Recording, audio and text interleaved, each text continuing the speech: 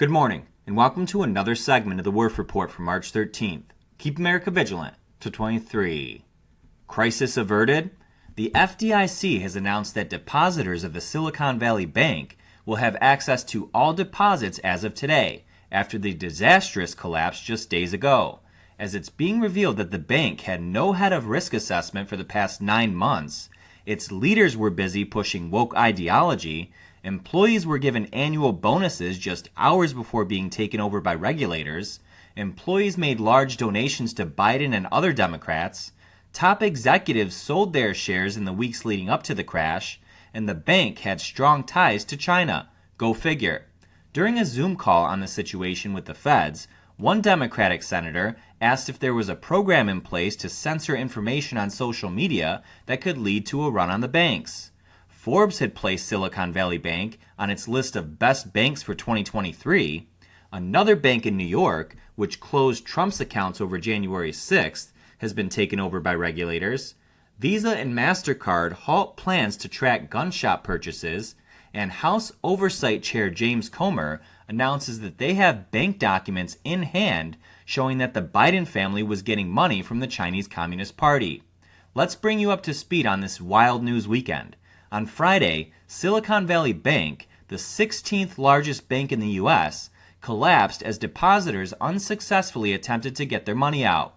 This signaled the largest bank failure since the 2008 financial crisis, and the second largest in U.S. history.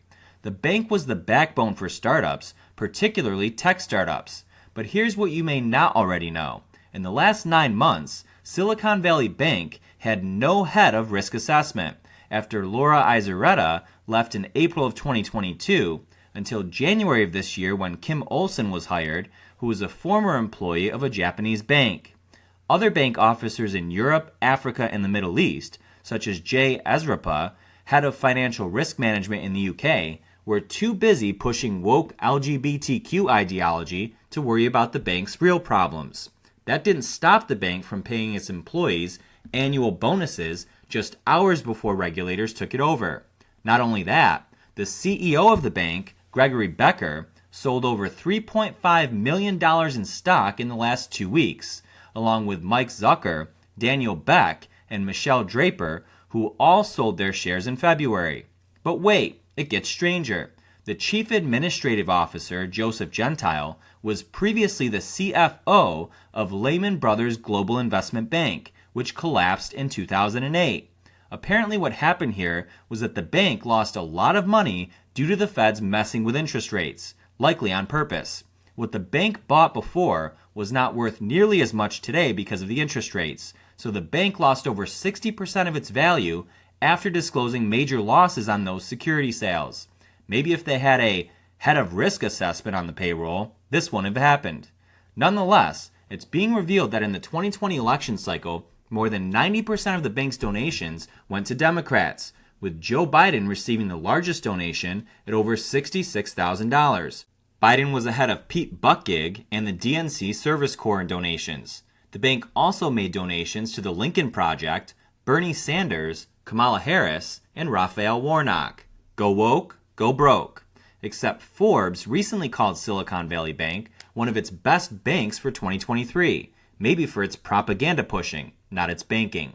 But the Silicon Valley Bank also had heavy connections to China, serving as the, quote, bridge between U.S. capital and Chinese tech entrepreneurs. So we must question the current fraudulent administration's motives and/or intentions behind all of this. Where is the left's focus on it all? On censoring Americans. Thomas Massey tweeted that during a Zoom meeting with the federal government, the Treasury, FDIC, House, and Senate, one Democratic senator asked the federal government if there was a program in place to censor information on social media that could lead to a run on the bank. The government's response? We'll get back to you on that. What? Silicon Valley Bank isn't the only one in trouble today. New York's Signature Bank was also taken over by regulators yesterday, 2 years after closing Trump's accounts over January 6th. From this point on, we're not allowed to say or show you what we're about to on this platform, or we'll almost certainly be punished for it. For those of you that have been with us from the beginning, you know that YouTube had previously labeled our content as, quote, harmful to the public, and nearly banned us permanently on at least 2 separate occasions. So please, join us for the rest of this segment at thewerffreport.com, where we can say exactly what we want without fear of censorship, suppression, or the banning of our account for only $1.99 a month or $15 a year. And for all the trolls out there who don't like our business model, no need to comment. Just keep scrolling.